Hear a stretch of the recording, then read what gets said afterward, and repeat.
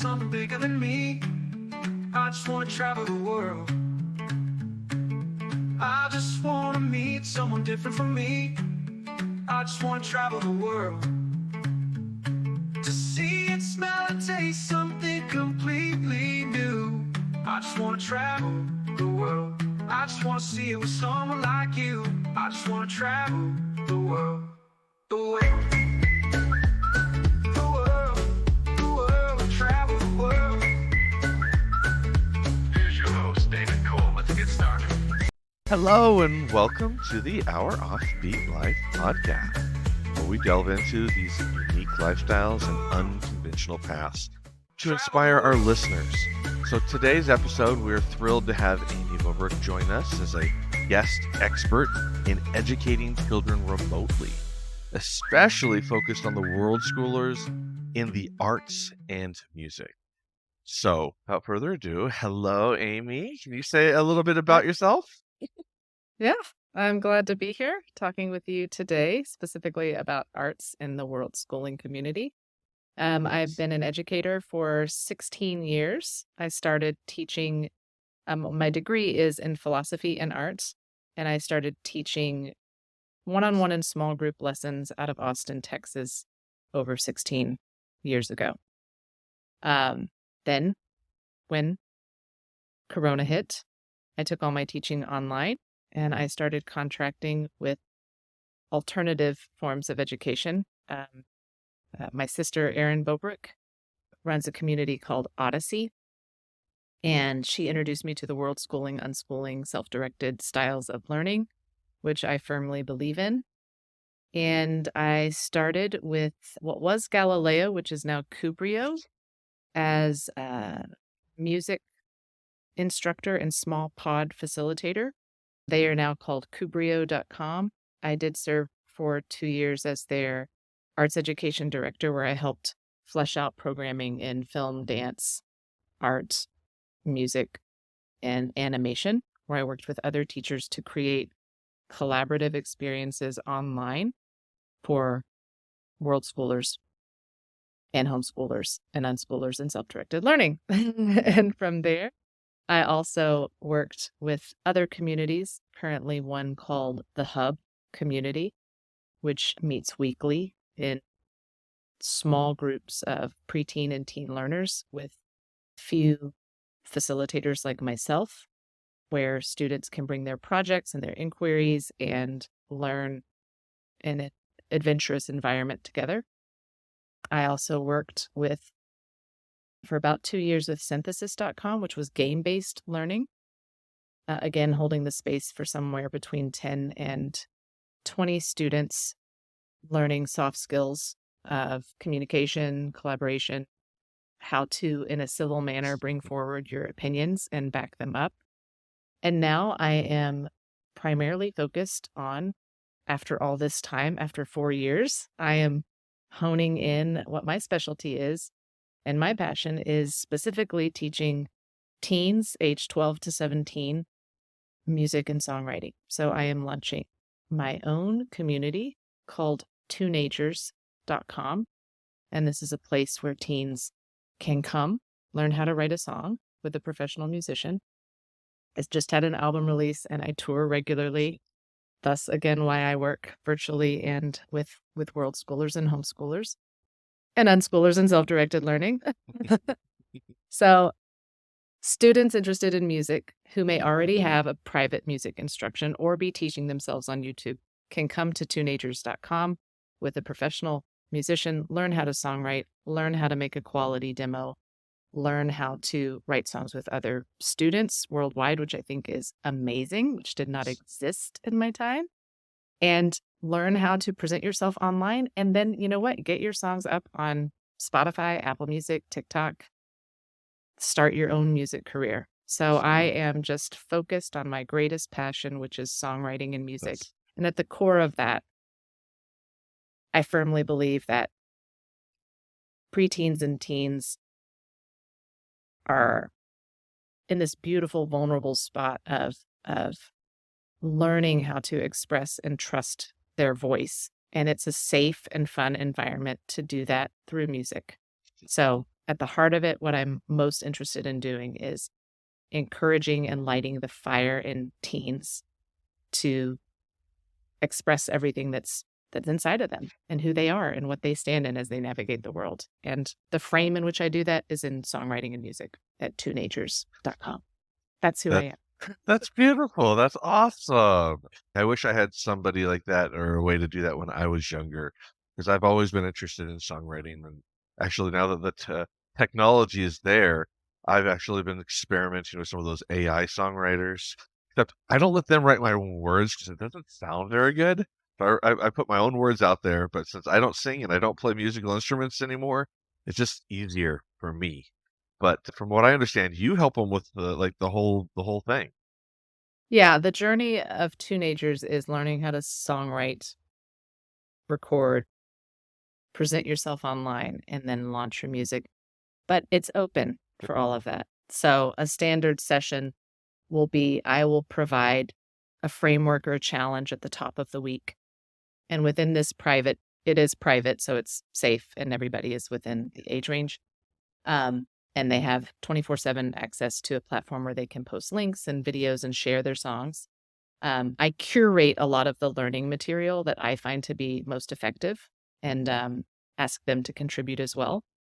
And I will also be asking learners to lead their own groups eventually. So the environment will morph based off their interests, and it's 100 students. I don't like to say students, I like to say learners, 100 learners. But yeah, I mean, mentioning technology, there's a whole, in terms of songwriting, I think, and in general, in other topics too. I mean, especially with AI, I know that that's like the hot buzz right now.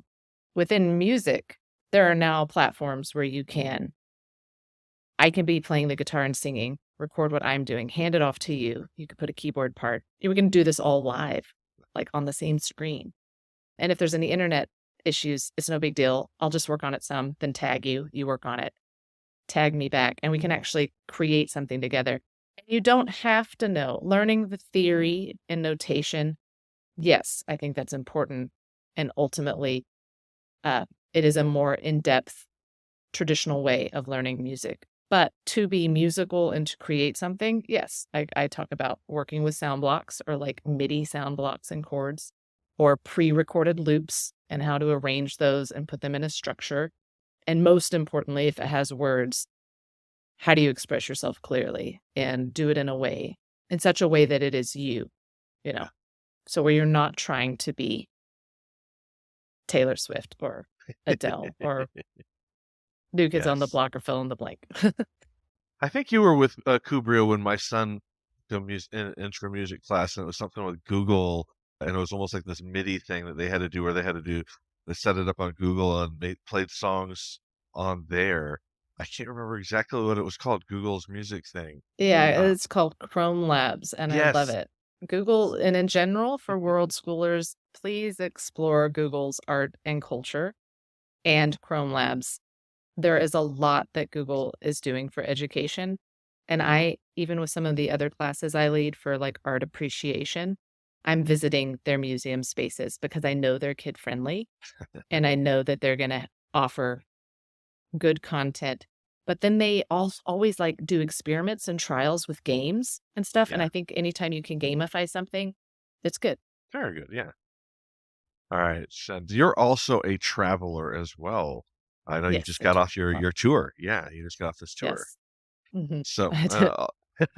all of our listeners, they love hearing travel stories. Um, so like, what's something fun that you've done recently?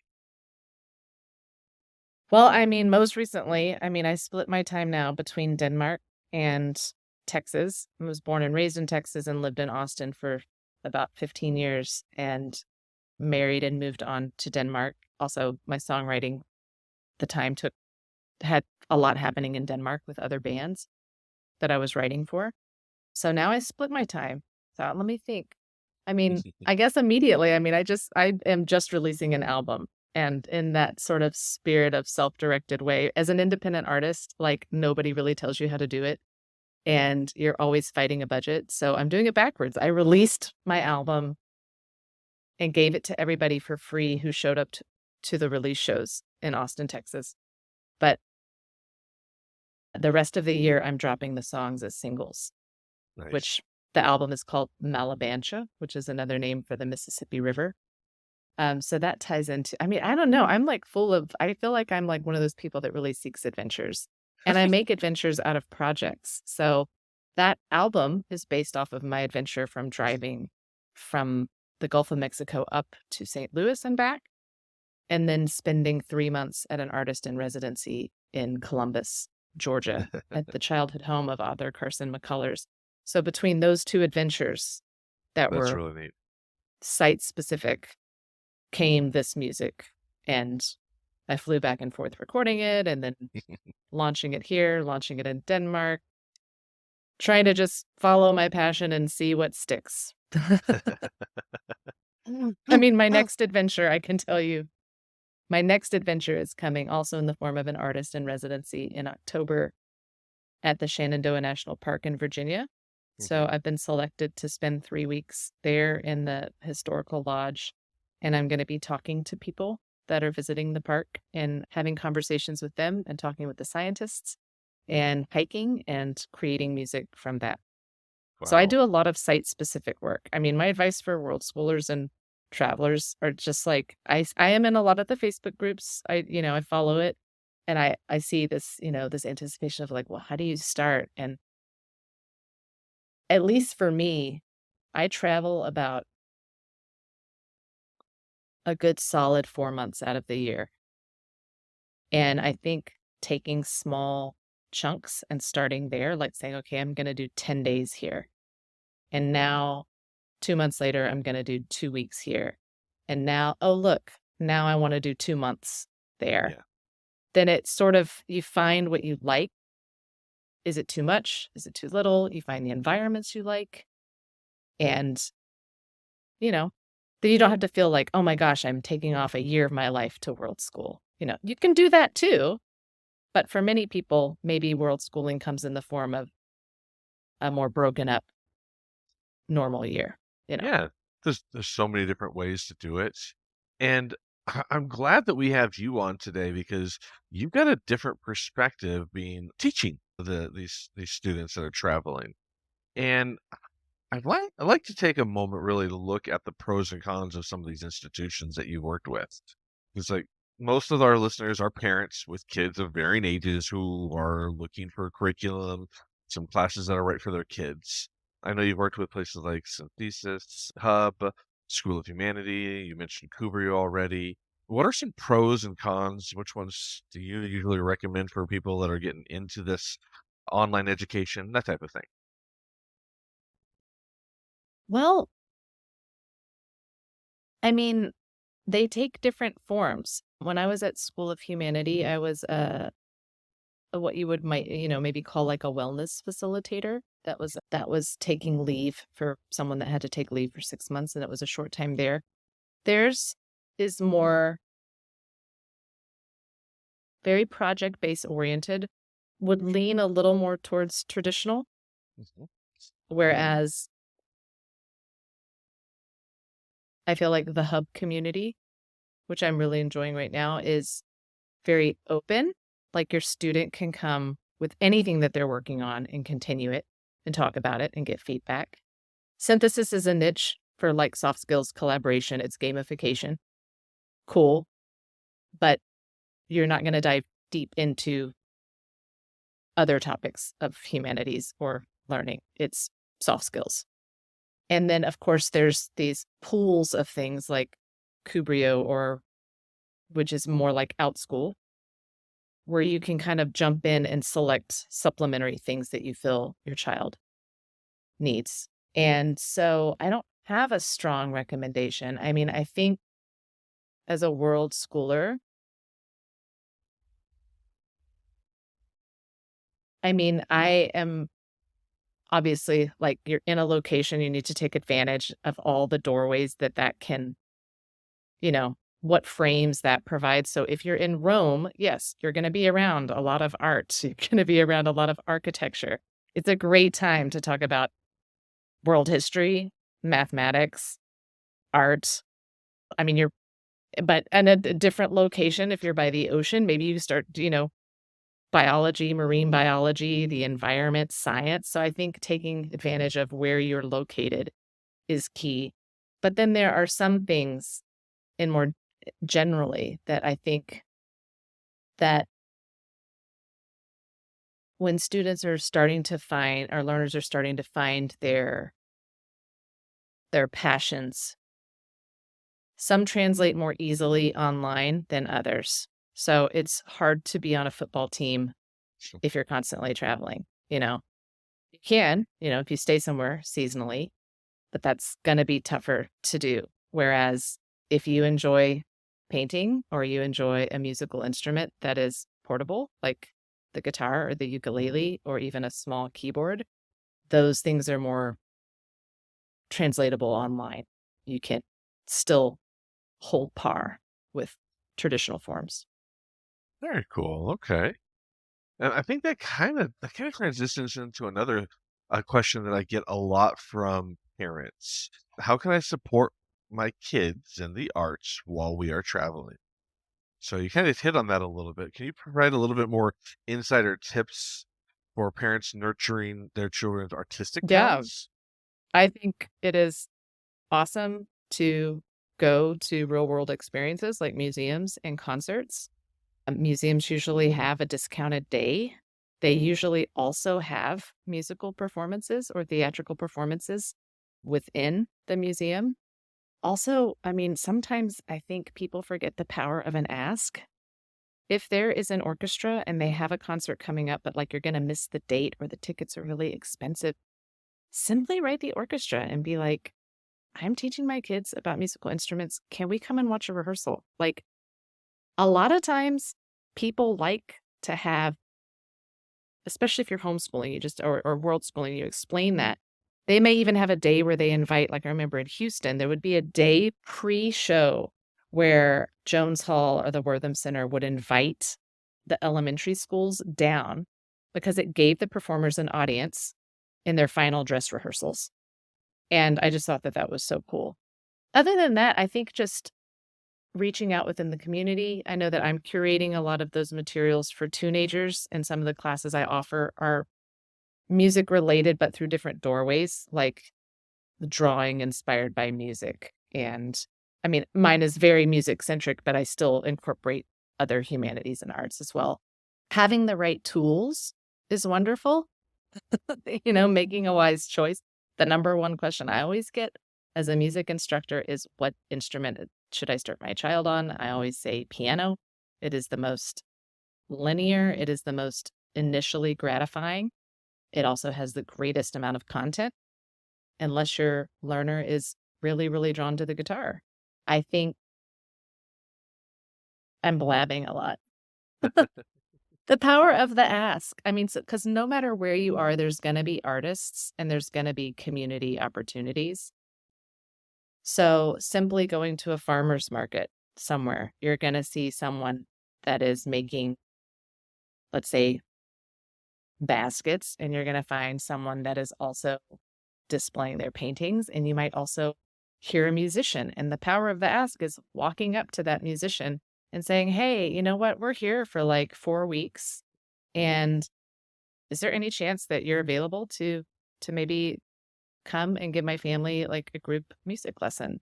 Or is there something I might offer you in return? I mean, you would be amazed, like, Yeah. The There's a lot of power of the interesting ask. ones like that. The ask can bring out a lot of questions or get you a lot of places just by asking that simple question. Yeah, I get it. I mean, another one of my very, very favorite resources too that I go to all the time. Any of the major museums within the United States will have virtual things available. They will also have teacher resources available that parents can pull, like with activity sheets.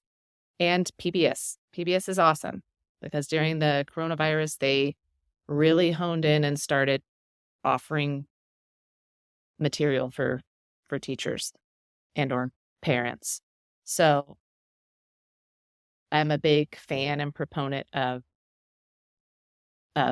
using what is there virtually and available to incorporate that into the learning that you're already doing in the Oh yeah. environment. Oh yeah. All of us teachers are always looking for using whatever is available first and foremost, rather than creating something brand new. Yeah. And reinventing the wheel. Now, obviously, you've had experience working with world schoolers. How have you seen the environment impact their learning and creative expression? Well, I think it has a tremendous impact. So, because hopefully, if you're world schooling, most of your day is spent outside exploring. But I'm not going to hear the same instruments in Eastern Europe as I'm going to hear in Arizona. I mean, it's just that simple. I think for me, having moved from Texas, I'll just say a personal experience, moving from Texas to Scandinavia. Now, in Texas, I could walk into a Baptist church and hear a choir sing. That is a free experience for world schoolers. To hear a choir sing, go to church on a Sunday in a Christian environment, right, within the United States. Whereas for me in Denmark, if I walk into a church in the middle of Copenhagen, and it's happened before, I will often hear the organist practicing, which is awesome. So the organist is there, the middle of the day. I'm inside a very large, I won't say cathedral, a very, very large medieval church, and a massive organ is playing and practicing.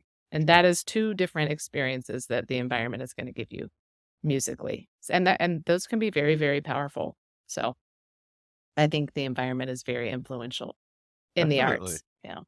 And Yeah, I'm also definitely. a fan of you don't have to have a lot of supplies either. I mean, really, for visual arts, markers, colored pencils, paper, watercolors.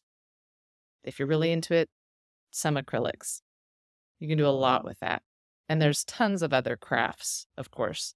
Musically, you can do a lot with a small MIDI keyboard that fits inside a backpack. You can start learning guitar basics on a ukulele. These are small instruments that can pack really easily. Also, for parents, if they're going to be somewhere longer, let's say 2 or 3 months, or even 4 months, or half a year, or maybe a year, investing in a basic keyboard for music, a student level keyboard, $150 to $300 is not a bad investment, because you know what? Student keyboards sell all the time on Craigslist again, or whatever I mean, you Yeah. haven't invested $1,000 into a professional. So when you're ready to leave, if you're staying there a year or 2 months before you go, take some photos, slap it up there, say grade student piano. You will move it. It will move easily. And other art forms, I have friends that teach theater clubs where you get to practice your improv. A large part of my education was in speech and debate, and I did dramatic interpretation. That was often monologues. I mean, yes, learning to act in a theater, in a play, the stage is very, very important. But still, when it comes to auditioning as an actress to get in a university, you will most likely be in a room alone with 2 or 3 people watching you performing a monologue. You don't audition for conservatories and schools in an ensemble. So even theoretically, you could never have stepped foot on a stage and still get into Juilliard by Huh. performing an amazing monologue, which you can be coached with a computer, via online. So even those high level fine arts are still available. Okay. Filmmaking is a no-brainer too. I mean, we all have cell phones and tablets. You can make a film. People are out there making films on them. Students are making shorts and animations and stop animations. Yeah. And the software is affordable. It's often subscription based. So if you want to just feel it out for 2 or 3 or 4 months, you can. You don't have to commit to an entire year. So I just think the world is just right for creation right now. And it shows. It absolutely is reflected in social media if you do that thing. It definitely is shown in social media. That is for sure. And as a parent, I always noticed, and as a student, that the arts was slowly diminishing in brick and mortar schools over many, many years. but it feels like it's been increasing online, or at least after school, with people doing all this social media now. So, like, where do you see the arts going over the next few years? Whether brick and mortar, whether it's online? I I personally think that with the the advancements in AI, that there will be a total movement back to traditional, no technology based arts. That's my personal belief. I don't think that it's going to be something that takes over the world. It's going to take a while to like find its niche where it can be used and people want to use it. That's a big thing, is a lot of people don't want that. And they're, I mean, I can't even get into some of the debates that I've heard about it online. And I'm not no expert, but I think that it will continue.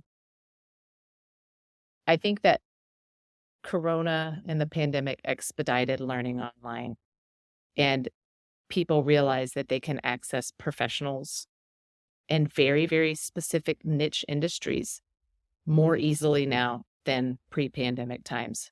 So if your passion is to learn how to do stained glass, it is not very hard to get online and find a stained glass artist to say like, hey, I want to show you my work and I'm having trouble here. And can we meet like once every 2 weeks? And I can send you some photos and, talk with someone very, very high level. You're now not just constricted or restricted to restricted to the people in your physical location. So I think that they'll continue along side by side, but I also think that there will be a revival of more traditional non-tech arts. Okay, Like very say in good. animation, like animation with Yeah. Pixar and all that has gotten so.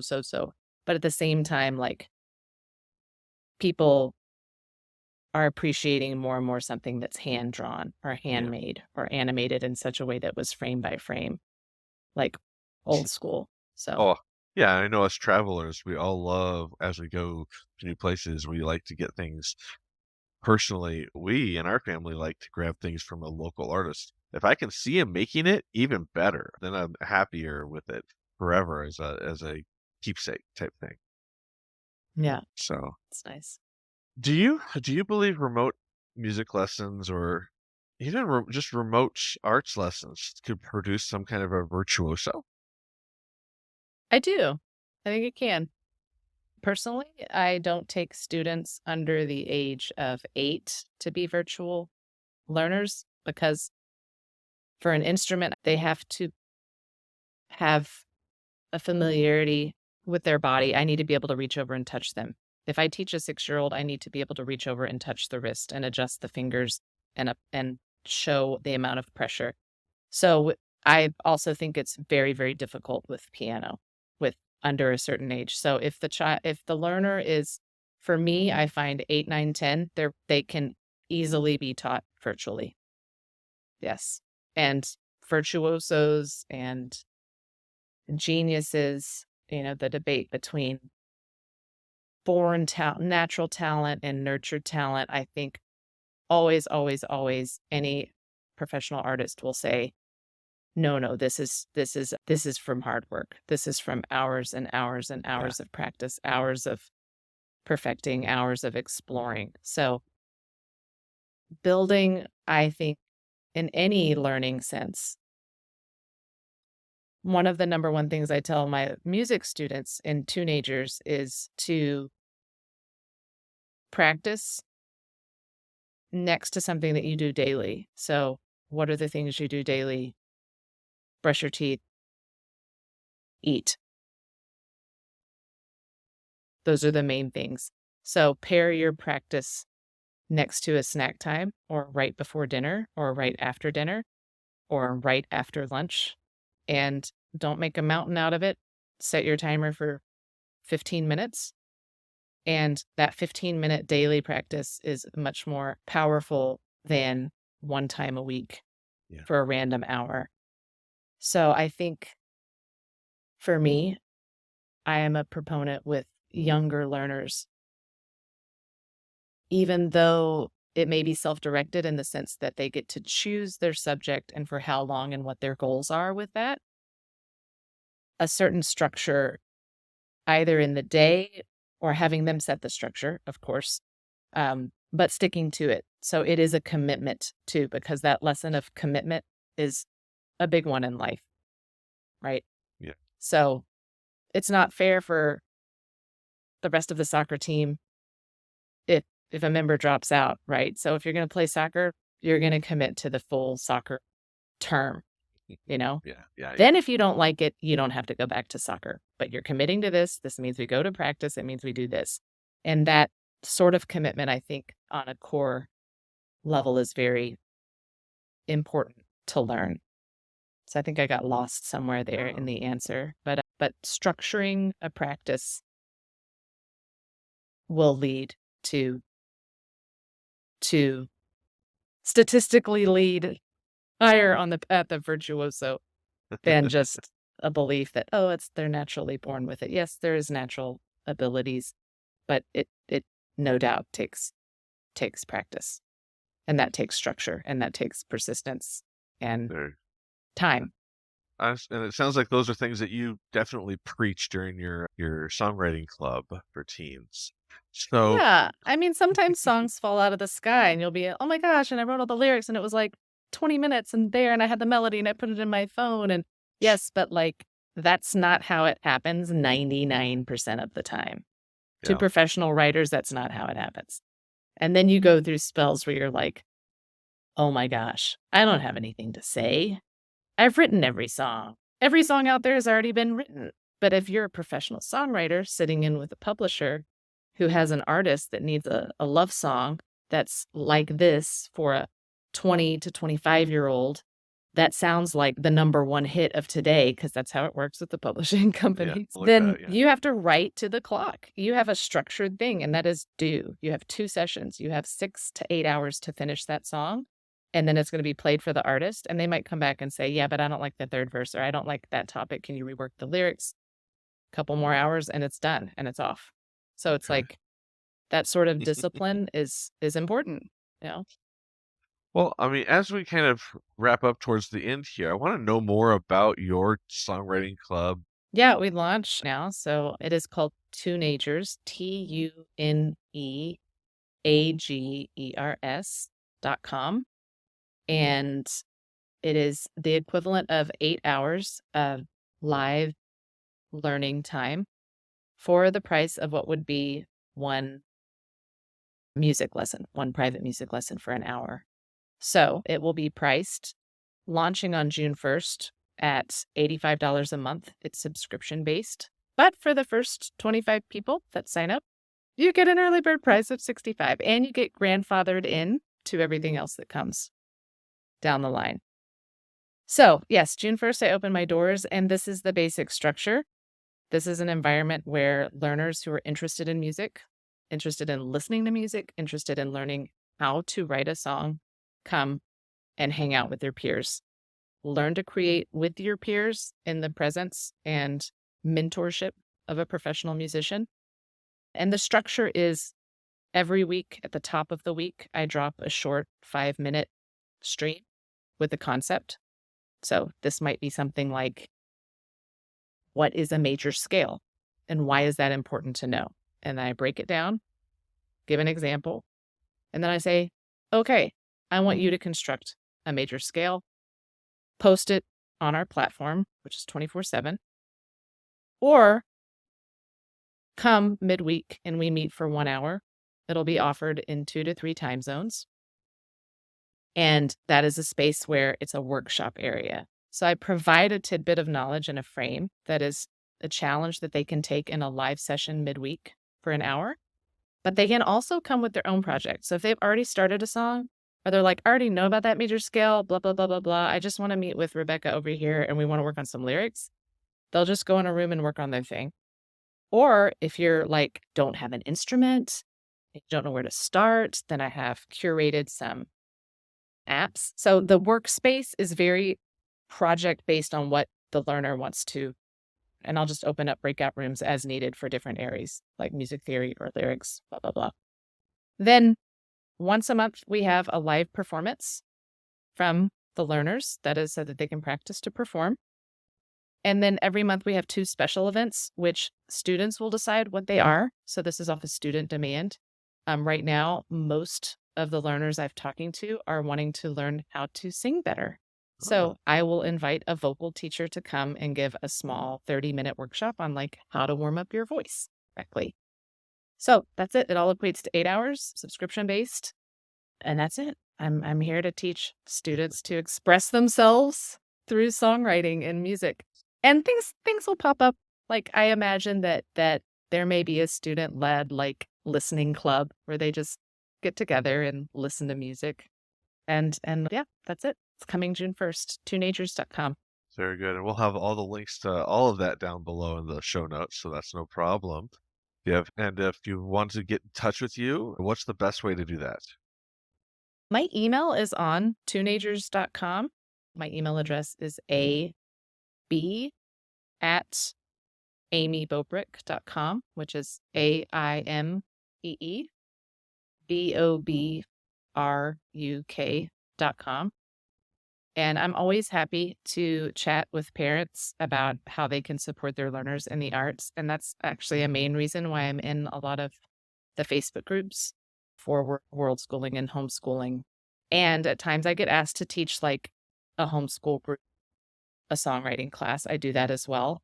So if you ever want to talk about songwriting or the arts and how to do that with your learners or a group of learners, just drop me an email. We can chit chat about it and I can help you get started. That's really neat. Yeah, I'm sure people are going to take you up on that offer. Yeah, they should. They should. All right. Well, before we conclude, is there anything else you would like to share with the audience? Full-time travelers, people thinking about getting into this lifestyle, that type of people. I'd say, as a performance artist myself, an educator, I like to refer to Nike's slogan and just say, just do it. There can always be a lot of talk about arguments for and against, but you're not really going to feel what's right for you and your family until you actually take a step in doing it.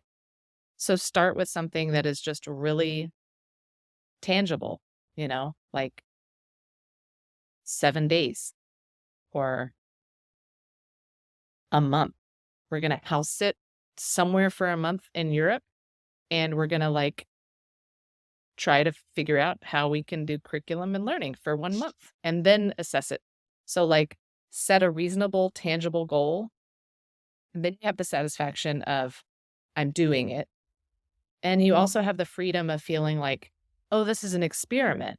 Like it's not permanent. There's an end date. And then you have the landmark of assessing afterwards. So you've finished your month and you're like, we did not think about this, and this, and that was horrible. And the pros were this. And so how do we want to do it differently next time? And there's not a sense of failing. You're just feeling it out for what's right for you. That's my advice in anything, be it world schooling or career or financial or. All right. Well, there you had it, folks. You heard it directly from an online educator herself about so many different cool ways you can teach your student or your child. You can put your child into one of these structured companies like Kubrio or The Hub or Synthesis or any of these things that are out there. There's other places that we didn't even talk about, like OutSchool and AllSchool and so many more. We could go on and on about them. But if your child is looking at getting into the arts or specifically music and songwriting, then you've got a contact right here with Aimee. So I want to thank her for her time today. It's been great getting to know you. And again, we will have links to your songwriting club down below. TuneAgers sounds awesome. Yes, TuneAgers. It sounds awesome. So, all right. Well, again, thank you for your time. And if anybody has anything out there, they have questions, feel free to put them in the comments. I'm sure Aimee will be looking at those as well, or shoot her an email directly. All right. Yes. So, Everybody, until next time, keep exploring. Goodbye. Thanks for listening to the Our Offbeat Life Podcast. Join us each week as we share the stories, tools, and inspiration you need to make that leap into the unknown. We just want to travel. We just want to